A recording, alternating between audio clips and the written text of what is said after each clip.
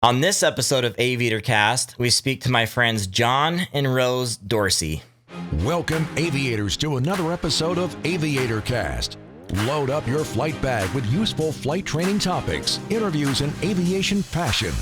Let's kick the tires and light the fires.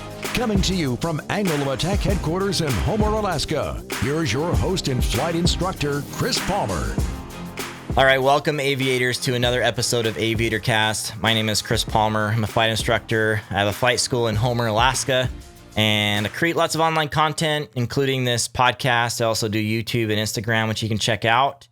Today on this podcast, I get to speak with John and Rose Dorcey. Now, John and Rose Dorcey are very near and dear to my heart. John was the CFI that helped me get my CFI. Actually sought him out through some professional sources, and we had collaborated and worked on some things together through an organization. And then I decided, hey, I want one of the best to go with, and I'm going to go with John. And so he was gracious enough to allow me into their lives for a week or so. And then I got to know Rose really well, extra at that time because I stayed with them in their home. Rose went through quite an interesting situation as she was going through her training. So we go through this podcast. We talk about her background, talk about the fact that she did her instrument with John being the CFI, and while they were engaged and soon to be married. And that's a funny story.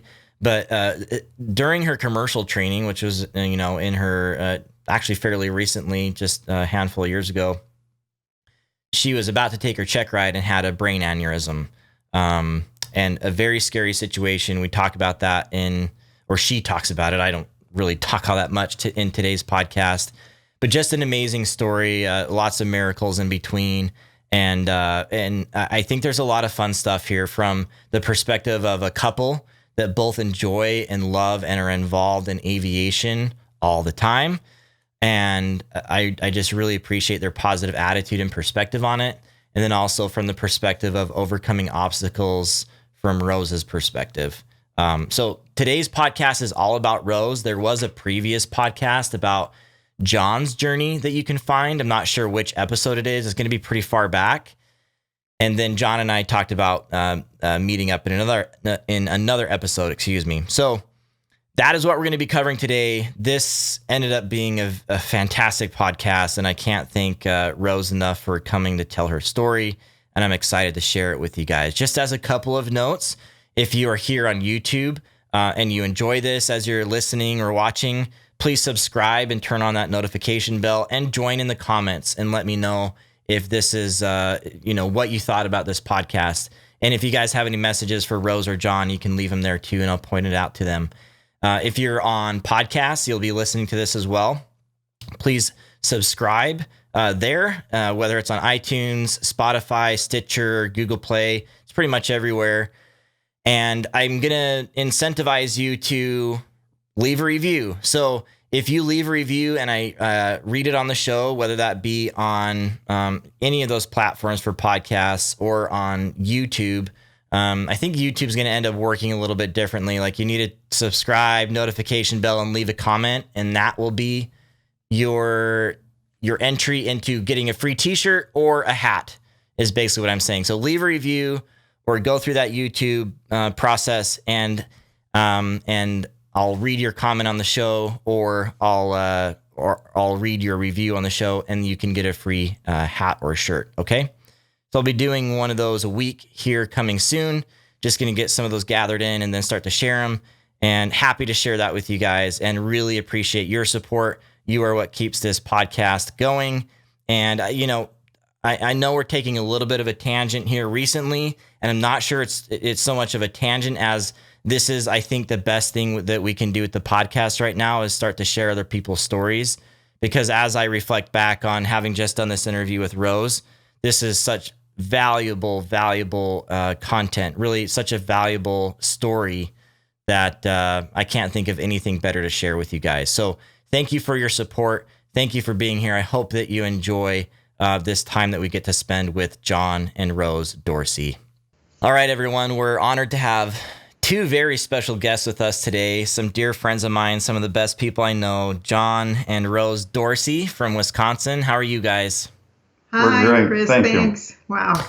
So we were, I actually recognize the kitchen. I have spent some time with you guys. I actually did my CFI with John, and got nurtured by you, Rose, and I had many lunches with you guys. So, we're really good friends, and you guys have done a lot for me. And John, we need to get you on and talk about instructor stuff. But today, it's going to be all about Rose. Rose, we want to talk about you and your journey and. Alrighty. Yeah. So take us back. What was the beginning of your aviation journey? Because from what I understand, you actually started before you met John. Is that right? Yeah, that's right. I grew up in a little tiny village in central Wisconsin, and I lived very near to cranberry marshes. And in the spring and the fall, the crop dusters would always be out. And I remember, I don't know, maybe I was 10 years old, hearing those airplanes, and I would hop on my bike and I'd ride down to the end of the street and just watch those airplanes.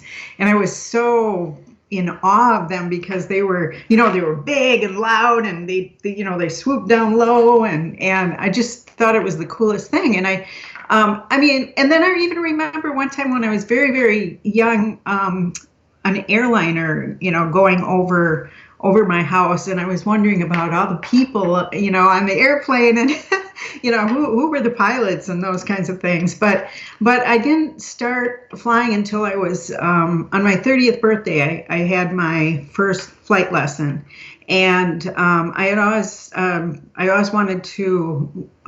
wondered what my hometown looked like from the air. So I had an opportunity to go up. And the pilot was a friend of mine, and he said, "Well, sure, we can go do that, and we'll do it like a introductory flight lesson." And so I said, "Sure." So I was in the pilot seat, and when we took off, I was maybe 20 feet in the air, and I said, "Oh my gosh, this is the coolest thing ever! I'm going to learn to fly." And so you can still hear my enthusiasm. It was very exciting, and so I started flight training about a week later, and got my private. That was in 1991.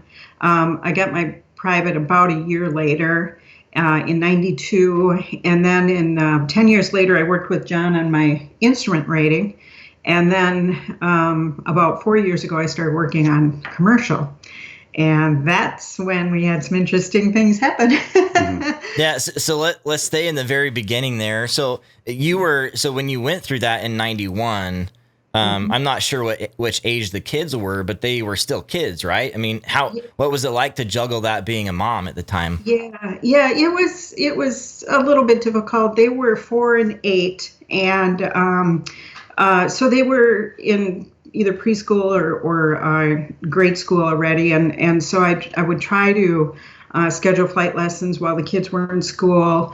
I was fortunate I had either my in-laws at the time or my parents who were watching the kids, and it was a real fun thing to talk about with my kids too, because they would start drawing pictures of airplanes, and I was going through some boxes of old stuff the other day, and I found some like birthday cards that my kids drew that had airplanes on them and stuff like that. So it was, it's good when you have family support close by to help with babysitting and things like that. That was good. But and then all the ground school I did mostly in the evening when the kids were already in bed. So it worked out good.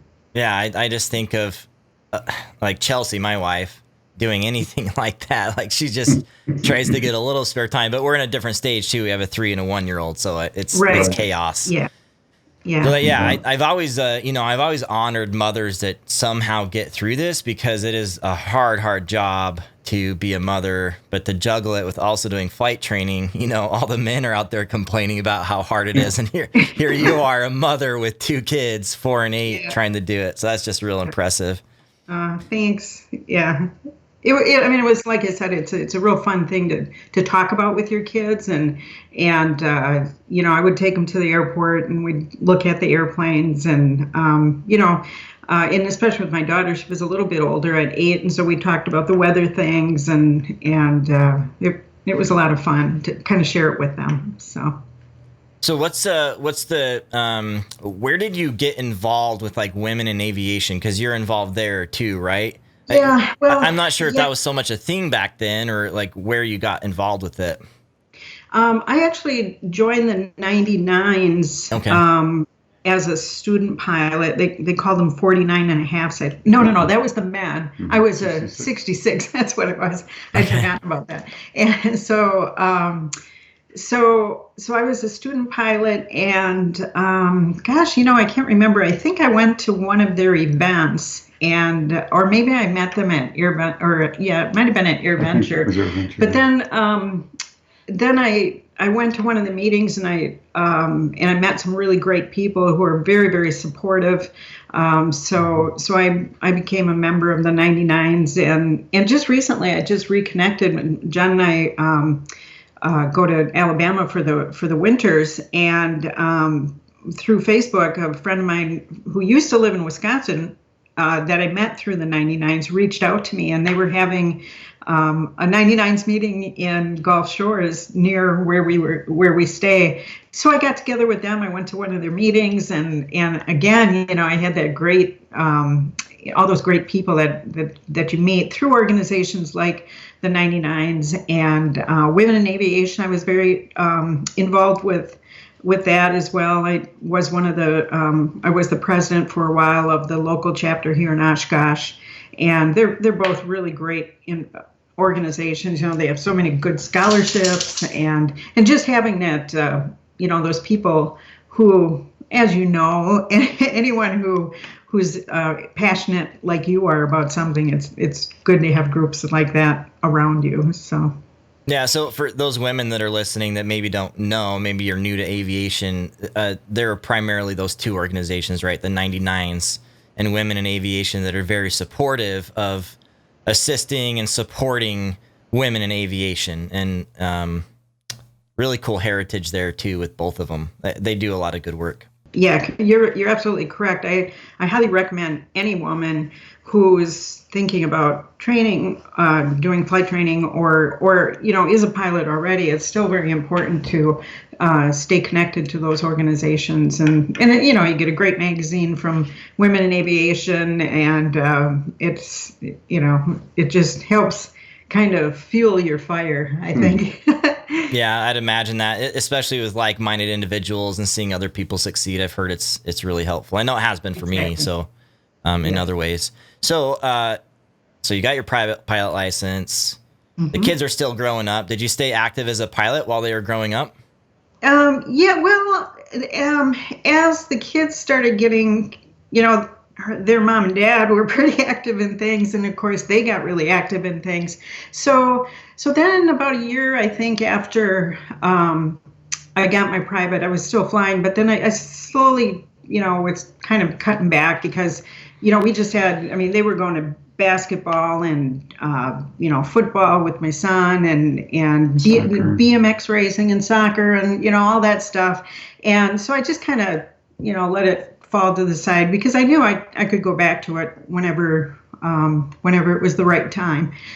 So I took a few years off and then started getting back into it again, and then decided, well, what better way to get back into it than go after the instrument rating? So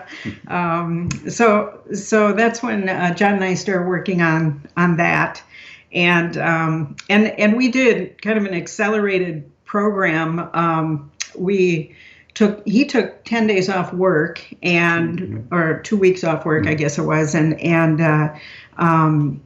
we flew every day. We'd drive 45 minutes from my house to the airport, and then we'd go flying in the morning, and then we'd take a quick break for lunch and kind of debrief the flights, and then we'd go flying again in the afternoon. And I think we ended up flying 43 hours in in 10 days. I thought it was 10 days, maybe but 14 days or so. But 14 days, whatever. But it was intense, as she said. Yeah. Not only from that perspective, Chris, but she came to the CFI with absolutely nothing. She had a lot of time, but her written wasn't completed. Her medical was out of date. I had done the instrument written 10 years before that. Right. So I had to do it all over again. So it provided lots of opportunities for interaction between two, and we had developed a relationship before we started the flight training.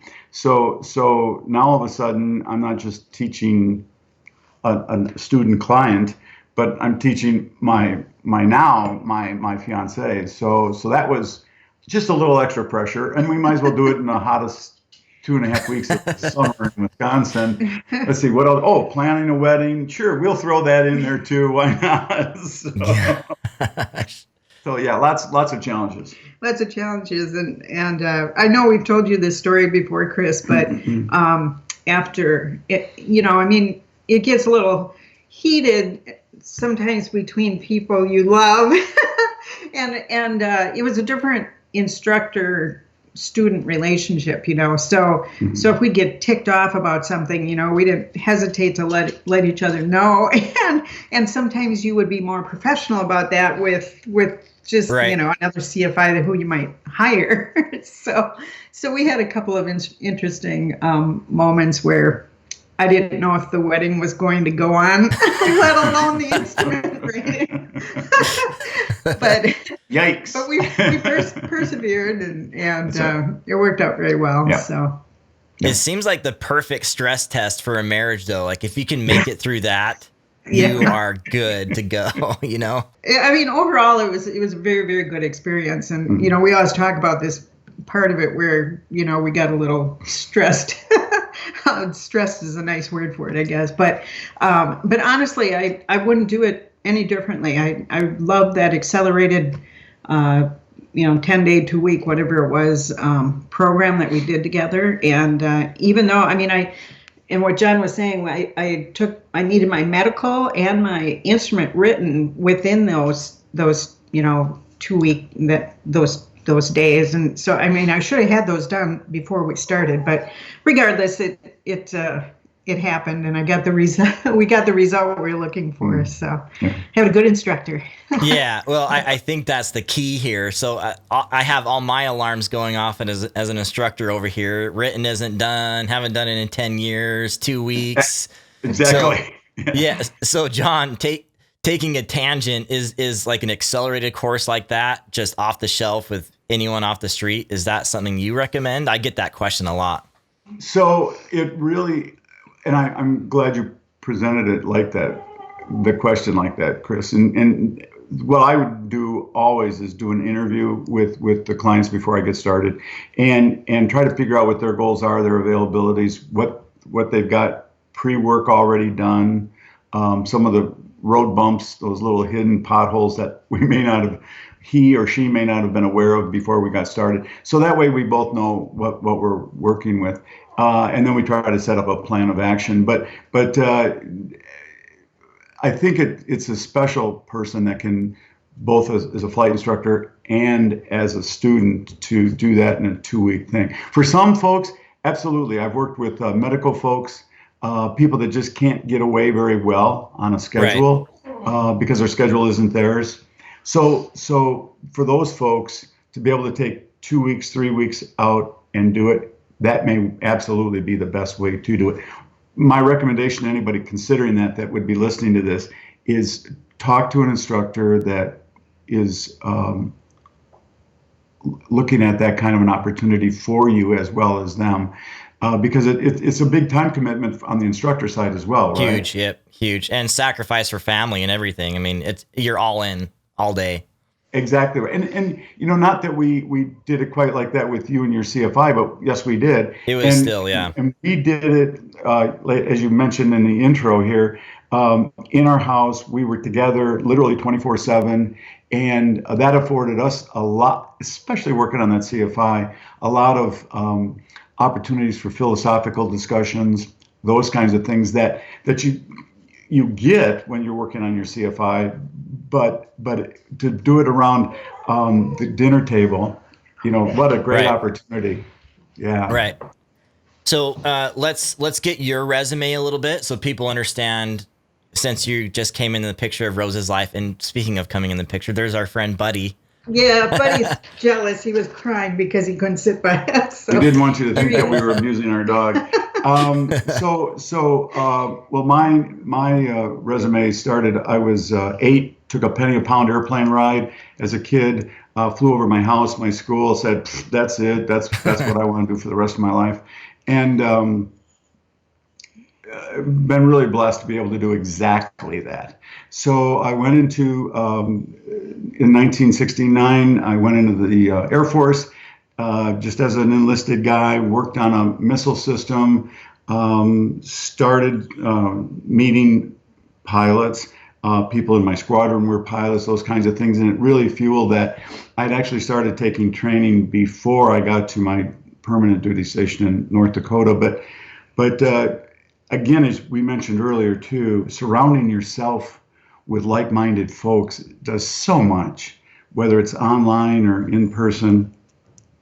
So I continued to do and build on that. Then as I became a second termer, I re-enlisted. Now the GI Bill was available, so that accelerated my opportunity to learn to fly. By the time I'm getting out of the service, I was a young CFI with about, 200 hours of dual given, about 450 hours of total time. And I sent out resumes to everybody thinking, who wouldn't want to hire me, right? and sadly, that was at the biggest pilot glut that we had seen probably since World War II. So 450 hours just wasn't going to do it. But I got a nice recommendation from a chief pilot at a corporation based in Wisconsin. Said, John, if you want to get a flying job, go get your A&P. And I thought, geez, I've just been wrenching, albeit on a missile, for the last 6 years. I don't want to do that. But I took his advice, best piece of advice I ever got.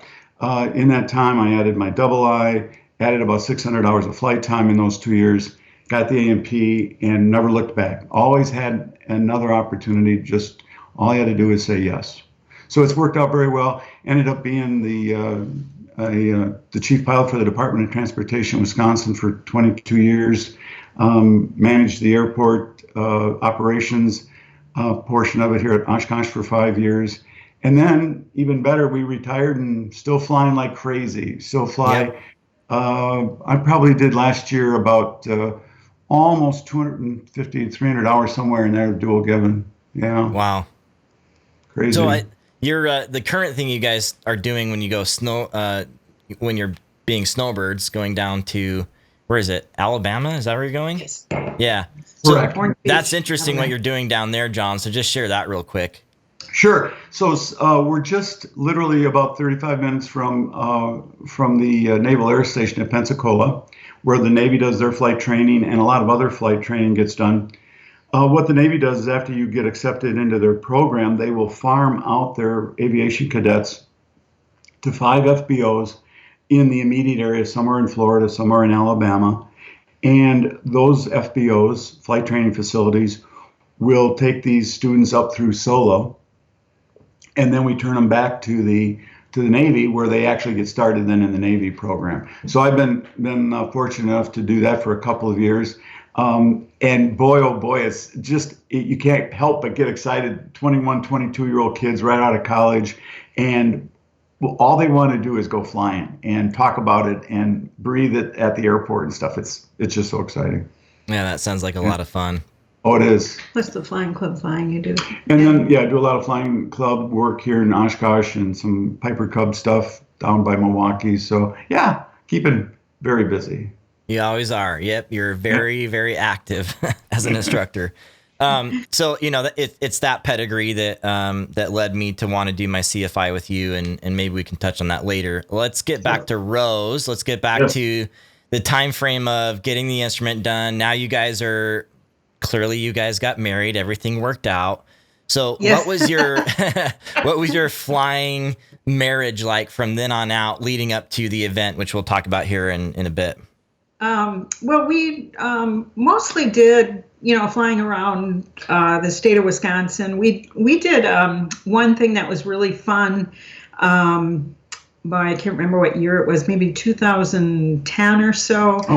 We did.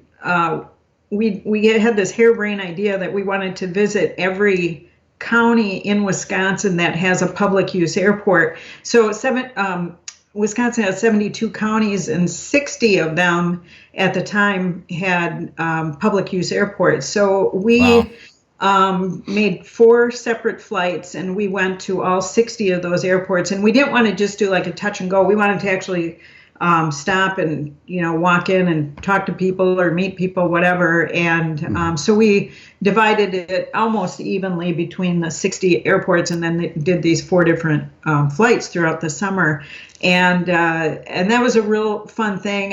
I started what was that called? A blog, I guess. Yeah, I can't remember what it was called. Anyway, but it's still out there somewhere. But I took a bunch of pictures and kind of explained, the planning that it takes to do something like this. And lessons learned. Remember and the lessons learned. Yeah. First trip was. Well, yeah, because the first trip we did, I think we were trying to go for 19 airports. Yeah, and we ended up cutting one short because it was just getting too long of a day, you know. And so this is in one day? Yeah, that was one day. Yeah. Jeez. Yeah, we left probably at, let's say 7 a.m, and I don't know, it was late in the day when we got back. I mean, it was still light out, but it was, it was hot again. And it's not like we were sharing flying duties. I was strictly running the radio and logging touchdown, taxi time, stuff like that. I was just kind of a co-pilot record keeper, and she was doing all the flying. And back when I was flying for a job, that long days were more normal. But for somebody that just do recreational flying, this was something entirely different. Right. But she did great. But again, lessons learned, having some snacks along, the water thing, all those things. And that's what she would put in her blog about, boy, don't make this mistake. It was called Flying Wisconsin. Words. What was that format that I can't remember what it was called. But anyway, if you look up, like Rose Dorcey Flying Wisconsin, you'd find it. And cool. It turned out to be a really neat thing, and we had a lot of people then later, like EAA chapters and other flying clubs invited us to come and talk about that because people say they thought about doing something like that, but they just never did it. We always look for a reason to go flying, don't we? Yes. And this was a great opportunity. Yeah. Not only that, but we landed at grass runways and towered airports and lots of non-towered airports, of course, here in Wisconsin. Windy weather, and so we were doing crosswinds and short fields, and it was the flying that you flew in the weather that you got. So yeah, it was a great opportunity. What's that? I was going to say, except for that one day we didn't go at all because of weather. I mean, it's really tough in a big state like Wisconsin that you just never know what the weather's going to be like. So right. But anyway, yeah. We flew 60 hours in doing those 60 airports. Wow. So yeah, and we did it over summer. So the point was we wanted to get Rose active as much as we could, and we did that in a big way with 60 hours in about 3 months. But we certainly enjoyed it, learned a lot, and we were able to share the story with not only online, but as she mentioned, with a lot of presentations to people. Yeah, that's really neat. And I think it's a good opportunity as well to pivot to talk about Wisconsin aviation a little bit. I know you guys we can talk about the Hall of Fame for a second. I just know that when I spent time there, it's like a mecca. I know we all think of AirVenture, right? But there's a lot going on there, even during the summer. I think you guys have like a passport book or something. There's like a burger cookout each weekend somewhere else that you can go. So talk about that a little bit. Well, there's Jeff Geyer and John Schmiel, who I think you've met both those guys, one from Marshfield, Wisconsin, and one from Wausau. And they started this, I think that started as what they call a putt-putt club, where they just invited people to come and have a burger at their airport. And it's turned out to be this huge thing. And it's the Wisconsin Airport Hamburger Social, I think is what they call it. And so they have all these different airports all over the state, and now it's grown to other states too, where either the flying club or the airport itself or different groups actually invite people to come and have a hamburger, and all they ask is a donation. And they'll get 50 or 60 airplanes coming, and it's usually around, I think it starts maybe around 4:30 in the afternoon, and starts probably May or June, and goes through fall, and then it shuts down again. But it's just an amazing program that started small, and it's just grown tremendously. And then besides that, there's a lot of of course we got the world-class EAA Aviation Museum here, but there's other smaller aviation museums through the state and throughout the state. So that's very cool. There's a very small Deke Slayton Museum in tiny Sparta, Wisconsin, and then down in Sheboygan there's an aviation museum there, and then way up in Superior, the Dick Bong, the world's in Sheboygan, and then the Dick Bong Museum in Superior is he's the ace of aces, of course. So there's just so many things, so many places to go to, whether you're flying or driving. There's a lot of aviation in the state, and then there's even the Wisconsin historical markers that you see on the side of the road. Oh boys, I don't know. Last time we checked, I think there were maybe 25 or 30 that have aviation routes connections. So that's a pretty cool thing too. So aviation, it's alive and well here in Wisconsin. So yeah, it's real healthy, and I don't know if it's because of the proximity to EAA. I think it has something to do with it, but I just get the sense it has a lot more to do with just Wisconsin people and how they are. Like, it just seems like that's the hospitality that you guys have, and that's what you do. Seems natural. Yeah. We're just that way. Proper reason to get together, and we'll do it. The Wisconsin Aviation Hall of Fame is kind of that same idea. It started in '85, and it was really developed for a couple of reasons, but primarily recognizing folks that make a name in aviation history, either in the state or they're from the state and do it outside. And Rose was president for a long time, and I was on the board of directors. But the good works that organization has done with scholarships, it's unbelievable. Just a twinkle in one of the board members' eyes, and about 15 years later now, we're giving away 5 and maybe 6 now different scholarships to kids, and just doing great and wonderful things. Whether it's an engineering school or a meteorology student, or they have to have an aviation connection, but that's about it. And be from Wisconsin to get the scholarship. But and we went and told the story 100 years of aviation in Wisconsin. We went and had a big celebration where that happened. It was a gentleman. It was actually, it's kind of interesting for all your listeners and viewers, in that the first airplane sold to an individual in the country was sold to a guy from Wisconsin called A.T. Warner, kind of a genius on his own right. He about like 80 patents when he finally died, and but he was 40 when he buys this airplane, and he gets it in a box. It comes from St. Louis, which is where there was an air show in 1909. Glenn Curtis had flown it, shipped it up on a train, know how to put the airplane back together manual in the box. So he's doing it kind of on his own at a farm, and goes down to the hardware store and buys some extra parts he thought it needed. And so that experimental thing was kind of alive and well in 1909, right? Interesting. Wow. Yeah. It's kind of a great story. So he invented something that you use just today. He invented the speedometer. Really? Yeah, the automobile speedometer. Yeah. So if you ever look at some of the instrument gauges, even yet today, it says Stuart Warner. Warner was actually this gentleman, but yeah. No kidding. Dang. Yeah. That's your needless to know piece of information from me today.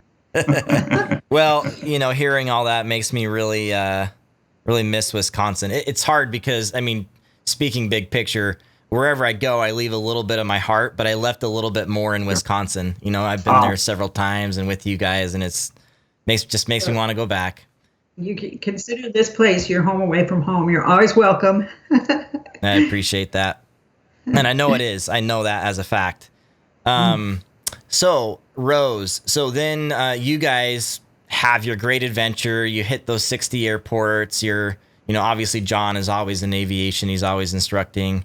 And then you guys have your sights on the commercial license, and you start working on that. Yeah. I mean, I had thought about doing that for a long time, and so finally we started working on that, and the training was going very, very well. We started in fall of 2016, and we had the commercial checkride scheduled for, I think, the 21st of December. And and we even flew over to Marshfield, where we rented one of Duffy Geyer's high performance airplanes there, and did a little flying, in prep for that. And so it was going well. And then on December 15th, we kind of were doing, I guess we could call it a mock check ride with John and I, and we were flying for about 2.5 hours, and it was super cold that day, and so we decided to land because of the maneuvers we were doing, we were inching closer and closer to Fond du Lac, which is just south of Oshkosh, and they pumped the gas there. So we decided we were going to get gas there because it was so cold that day. And so after about 2.5 hours of flying, we landed there, got gas, ran inside. I took pictures of the airplane sitting on the ramp, and then we hopped back in the airplane and flew back to Oshkosh, and I don't know. I think you'd agree. John felt I was ready for the check ride, so that was. Yep. I mean, that was just great. This was a Friday. She'd be taking the check ride it's Thursday, and she'd be taking the check ride. I think it was on Tuesday. So this was pretty close to the last flight that we were going to do and prep for the ride. Yeah, and so then we flew back to Oshkosh and landed, and as per usual, we taxied up to the hangar, and John said, "Well, I'll hop out of the airplane. I'll go open the hangar doors, and you take care of the paperwork." So. And I don't know if you want me to just jump right into this, happened. But go right in. And John, you can jump in too, because your perspective is different too. I know there's two sides of the story. So just go ahead. So he ran to open the hangar door, and I remember reaching behind the passenger seat to grab the flight log, and opening it up and looking over at the Hobbs meter, but then I don't remember writing down the time. And the next thing I remember is John pounding on the airplane window saying, "Rose, are you all right? What's going on?" And I kind of felt like I was coming out of some daze or consciousness or something, and I told him I had the worst headache of my life, and he said he could, he knew something was wrong. He yelled at me to open the door, and he said it looked like I was having great difficulty trying to get the door open. But I was able to get the door open, and he helped me out of the airplane, and he said, "I'm going to take you to the hospital." So he walked me, I was very, very weak. And he walked me over to the car, and he turned on the heat, and he said, "I'll put the airplane away, and then we'll go." And seconds later, I started beeping the horn, and he came running back, and I said, "We have to go right now. Something's wrong." I said, something's wrong. I can feel pounding in my head, or knocking in my head. That's what it was, knocking in my head. And then I looked up and I saw the fire station. The airport has a fire station. And I said, do you think the paramedics are there? And so I was I was in great pain. But I wasn't, I didn't lose consciousness or anything. And so he said, well, I'll take you there. And so he, drove over, and it wasn't very far. It's like about 300 yards. Yeah. Right. And, drove over. He ran inside the back door, and he said, he thought he was having a stroke. So he well, I didn't really know, but that got their attention. Whatever I said. I think you said what he told me was I need help. I think my wife is having a stroke, and so I remember sitting in the front seat, and I saw these paramedics coming out of the fire station, and they helped me out of the car, and they set me on the back, at first on the bumper of a fire truck, and by this time I started kind of losing it a little bit. I was having a hard time. My speech was slurred, and I started vomiting, and about that time, that's where I lost consciousness. And after that, I don't remember anything till about 4 days later, I think. And the paramedics took me to the Oshkosh Hospital, and about an hour and a half later, they called Theta Star, the emergency flight helicopter, and they flew me to Theta Care, which is about 9 nautical miles, just 9, but every minute counts. So what happened is I had a ruptured brain aneurysm. And I was 4 days unconscious, and then they and at that time they really didn't know what was going. They didn't know if I was going to survive, and they didn't know if I'd have any. Would I be able to walk or talk or anything like that? And what were the statistics that they told you? So pretty much, and the story that Rose has just related has been replayed a lot. So and a little tough too. Right. But, thanks, Rose. But the statistics are horrible. First of all, I will say, for any pilot, we were just minutes away from being still in the air, right? I mean, literally, we were probably on the ground less than 4 minutes. I'm sure all of the viewers are familiar with runway 31. It's typically closed during AirVenture, but our hangar is right near the fire station up on the northwest end of the runway. So we landed on 31, one turn, and we were on the taxiway in front of our hangar. 4 minutes later, she's struggling. So the statistics that the doctor shared with me, though, were scary.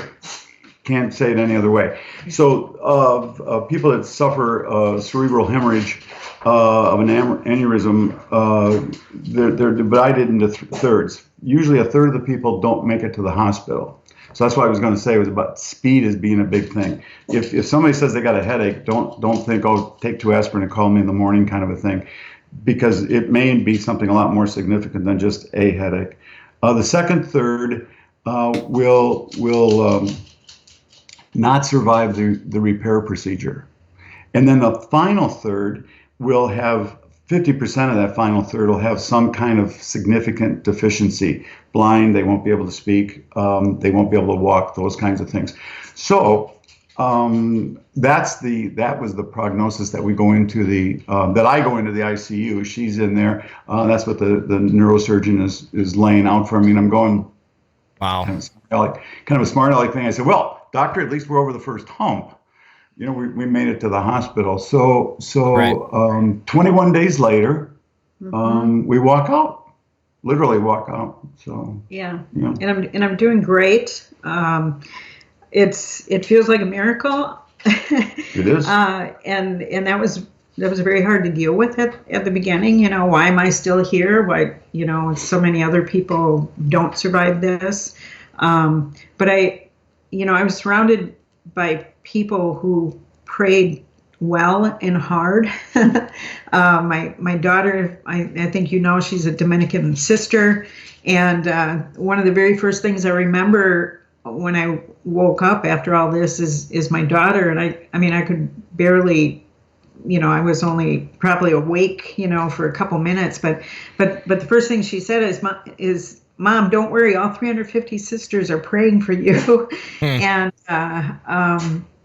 so, we had really good, fast medical care, and we had so many people praying for my recovery, and it worked out, so beautifully. And I think I give thanks every single day that I'm alive to be here to tell this story. The idea that the trauma center was only 9 miles away, that the paramedics it starts with the paramedic. Well, we get there quickly. It starts with the paramedics. They were quick to get us there at the hospital. They do things that were life support and started the initial triage to figure out what's going on. Getting us to the med flight helicopter, Theta Star, and then probably the sad thing is we didn't get any dual on the helicopter for Rose. It wasn't very long, but I always think, gee, if she could have only gotten a little dual out of that. Ever that flight instructor thing, it's amazing too, the people that you meet in aviation. You never know, because the head of the clinic that did her work happened to be a client of mine I worked with on his private, now since then his instrument rating. So you just never know. You just never know. He was a neurosurgeon, and he heard about what happened to me, and he called John at you think 11 o'clock that night, and from Boston. He was in Boston, and he said, hey, I heard about Rose, and he said, we're going to get the A-team on her right away, and which I kind of thought was funny later, because I think everybody gets an A-team when you're working on something like that. But it was a very sweet thing that he did, and since we've become closer friends, and he and his wife, and so that's very nice. But I'd like to share this story because so many times when you hear of someone having a ruptured brain aneurysm, they don't survive. And I think it's important that people know you can survive as long as you get medical help right away.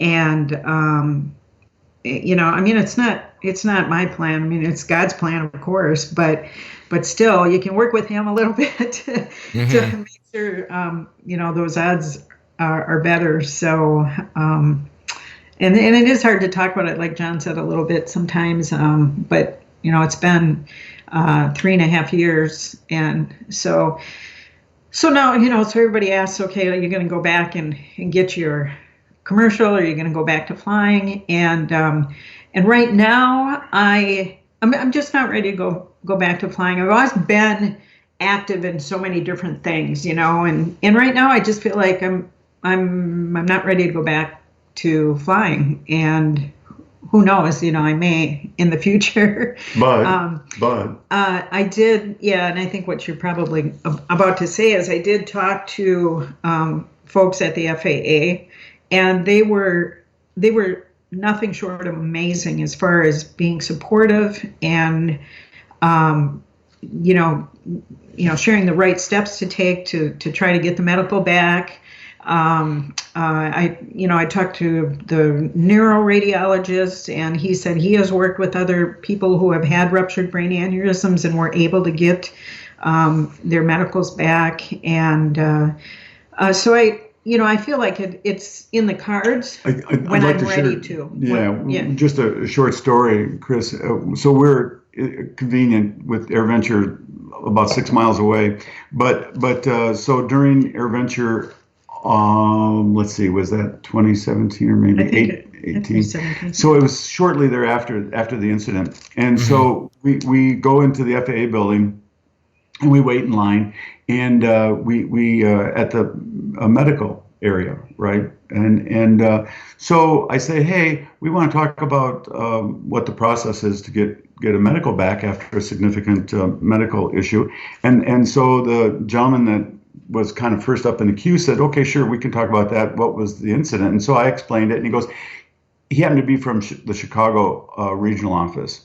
And he said, well, let me get a coworker who's actually worked some of these instances, other cases of cerebral hemorrhages. And so I said, okay, so this woman comes up and we're talking, and she said, wait, is she the patient? And points at Rose. She comes around from her desk, gives her a big hug, and says, I've never seen anybody that good that soon after the incident. So for at least this one person, boy, we got a lot of heart in a lot of the FAA people. So that's kind of nice. And then the other gentleman from Kansas City as well. Yeah, so he's the was or is the Central Region medical office. Surgeon. Yeah, like he's like kind of like the AME for the region. Gotcha. And we talked to him. Now we'll fast forward to about a year and a half later, and so now she's kind of ready. Okay, and we're thinking, because she didn't renew it, she never really lost it. She had this incident, so what do we need to do? Kind of thing. She never lost her medical when I said it. So we talked to the regional medical director, and he says, well, first of all, let me tell you, it's kind of a replay of the Chicago person. He says, if you were to walk up to me in the office, the way you presented yourself, that was his term. He said, I've written you a third, second, or first class, whatever you wanted to do. He said, you look fine, you're talking fine, all your responses are normal. So that was kind of encouraging. And he says, so how long's it been?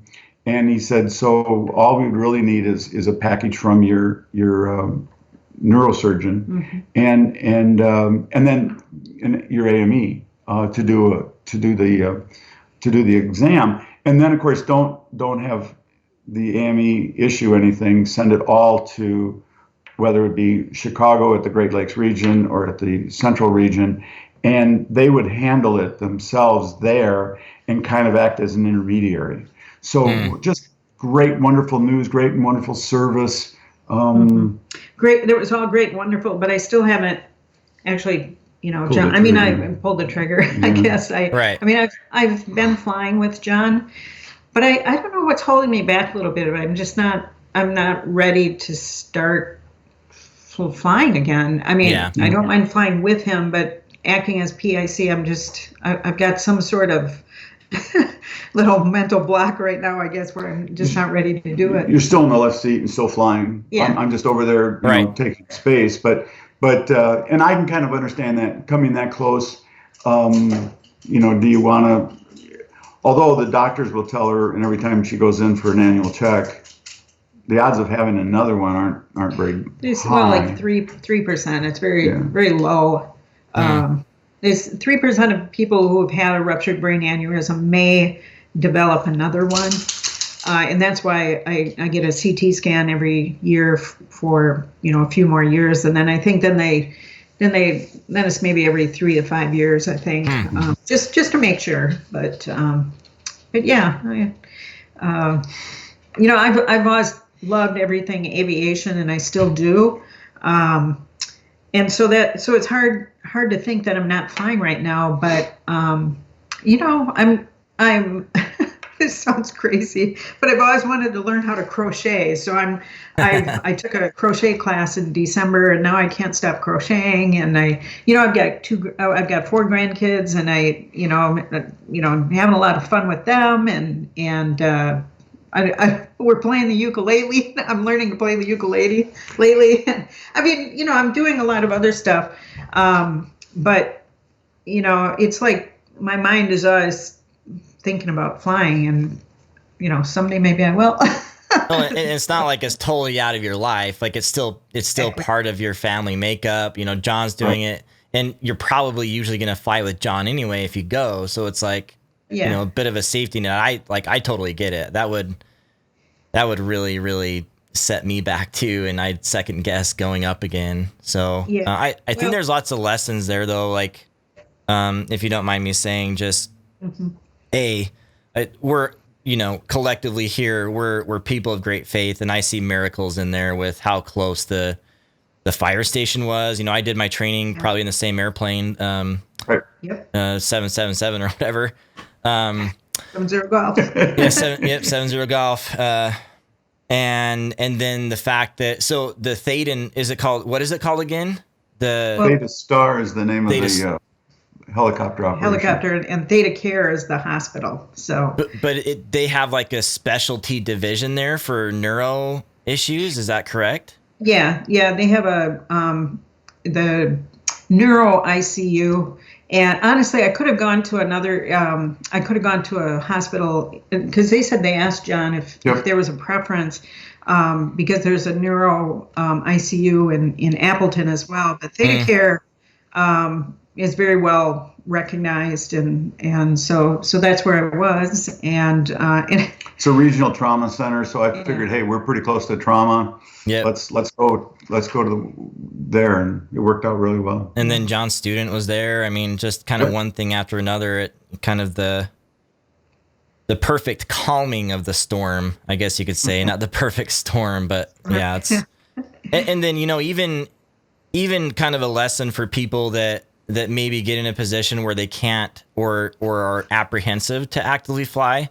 It's a good lesson that you can still enjoy aviation by having an instructor and doing it that way, that you don't just have to get kicked out. And if you are apprehensive, you can work your way back in a more comfortable environment, because I know that I would feel the same way. Yeah. I think for me, it's probably going to, you know, I mean, I think it'd be the most beautiful success story to say, yeah, but I got back in the airplane and now I'm a commercial pilot, and I can't even imagine right now of going back and doing all those maneuvers and remembering what happened half hour after I did those maneuvers, you know? Yeah. But I do feel like I should do that one of these days. But I think it'd just be great to just go out and do some touch and goes together. And I don't have to go and do, you know, chandelles or full on thing. Right. Yeah. So like you said, having him next to me is a good thing. And if that's all the flying I ever do when we're together, you know, I'm okay with that. Right. But it's not the same as being able to just, you know, be able to go to the airport and hop in the airplane and fly somewhere. So I think to your point though, Chris, too, even if you're not in a relationship with a pilot, there's still ways to stay in aviation, right? Whether it's organizations or a community, whether it's your airport community or maybe you're a teacher, you know, assistant, and you teach aviation concepts or something. There's always a way that you can stay in aviation, and more importantly, give back. So, you know, you might have to look a little bit, but there's ways to do that. And I know you guys are very active in aviation, and you even outside of the aviation, like when I was there, I saw the outpouring of love, you know, people checking on Rose constantly, seeing how she's doing. Everyone in Wisconsin, it seems, new, at least in the aviation space, and we're asking about her. So, you know, really the aviation community, especially if you connect with like the grassroots community, like general aviation, very, very supportive, and not just in Wisconsin. I think that's a lesson for everyone, that it's not just in Wisconsin, it's everywhere. Yeah, exactly. It really is a beautiful thing, and it means a lot, you know, when you're going through something like this and people are reaching out with encouraging words and, you know, just checking in to see how you're doing. And I mean, people who I hadn't heard from in ages, you know, checked in and say, hey, I heard what happened and I hope you're doing well. And a lot of those people, like you said, were from the aviation community. So, yeah, it's a beautiful thing. So great. Yeah. Well, I don't think I've ever gone so long in a podcast without just saying a thing. I just listened to your whole story and sat back, and it was very compelling. And thank you for sharing, because I know that's still got to be be a little bit tough in some ways. So Rose, what would your words of advice, kind of to finish up here, what would your words of advice or encouragement be to people that are A, getting in the aviation, or B, people that are maybe coming up against something that's difficult, could even be a medical thing, and just encouraging words to help them get started or push through? Yeah. So, I mean, obviously, if you're passionate, you just got to jump in and do it, And, I always hear the, eat it, live it, breathe it, sleep it, whatever. And I really believe that. I think whether it's flying or learning how to play the ukulele or whatever, I mean, you got to be passionate about it and hang on to that passion, whether you're training or you go through a medical issue. Just be passionate, and those are the things that really carry you through. Prayer helps, and knowing you have a lot of good people around you who care about you, that all makes such a difference too. So don't be afraid to reach out to people. I tend to be the type of person who doesn't want to ask for help. I always think I can get through this without I don't need to ask anybody. But I come I'm 58 years old now, and I think I'm kind of finally catching on that it's okay to ask for help sometimes with different things. And even with John and I, we're working on projects around the house, and I think this would be so much easier if I would just go ask John, but I don't want to ask him. I'm going to do this myself. So, but I suppose that's a long-winded response. But yeah, I mean, be passionate, be prayerful, and you'll get through it. So. And I like that, because honestly, I ask that at the end of every episode, and no one has ever said be prayerful. So I do actually appreciate that. Yeah, well, because it does matters. Make difference. It does. It does. All right, John, you want to meet up soon and do another podcast, you and I?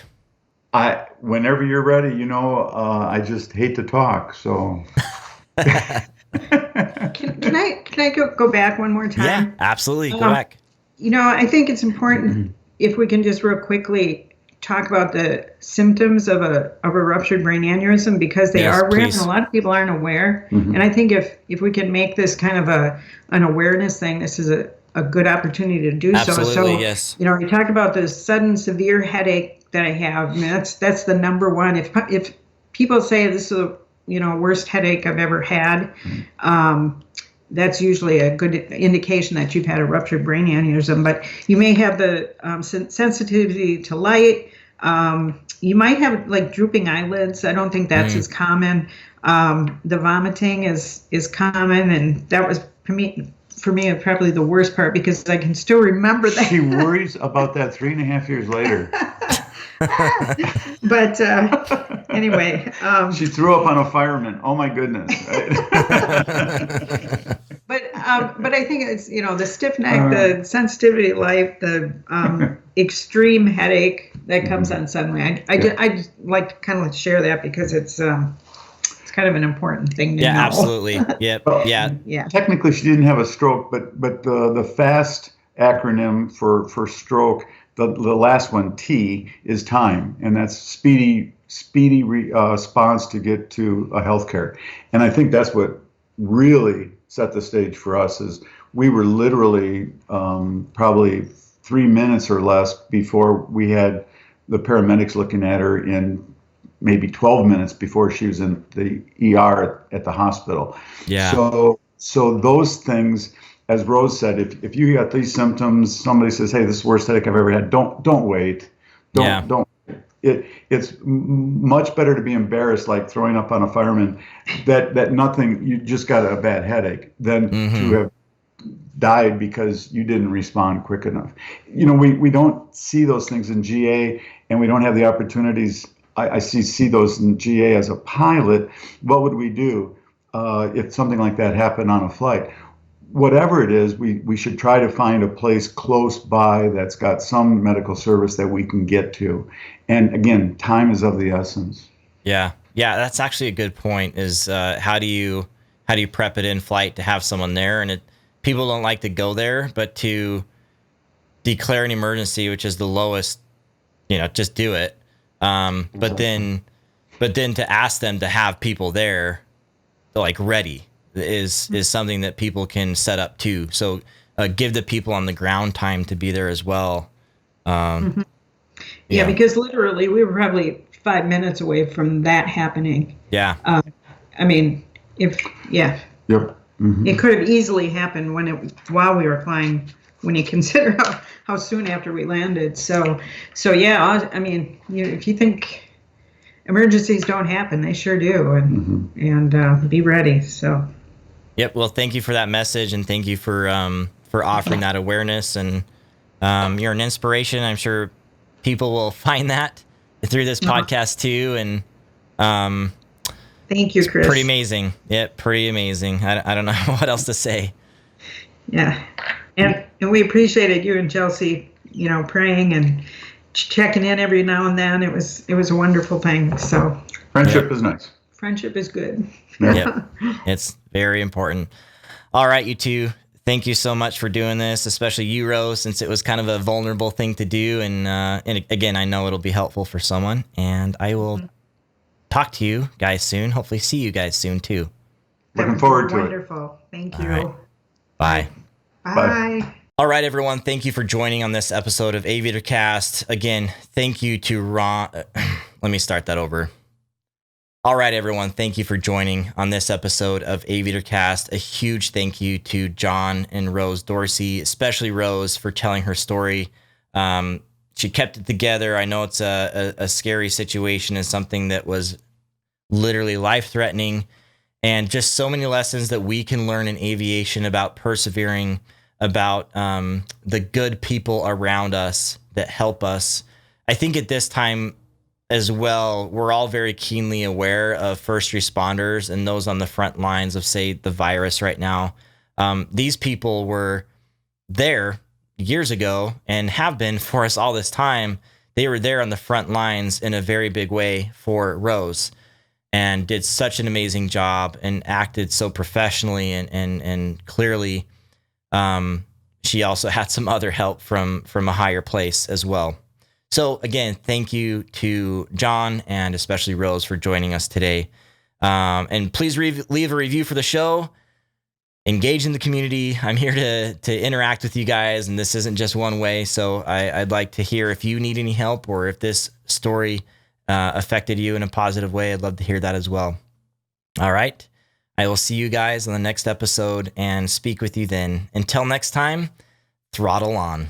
We sincerely thank you for joining us on AviatorCast. Please subscribe through your favorite podcast service and leave a review. Check out more flight training resources at angleofattack.com.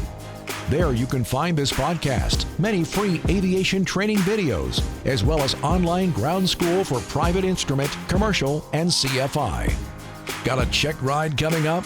Checkride Ace from Angle of Attack is your ultimate companion, guiding you through the process so you can conquer your big day. Thanks once again for joining us on AviatorCast. Turn left, contact Ground Point Niner.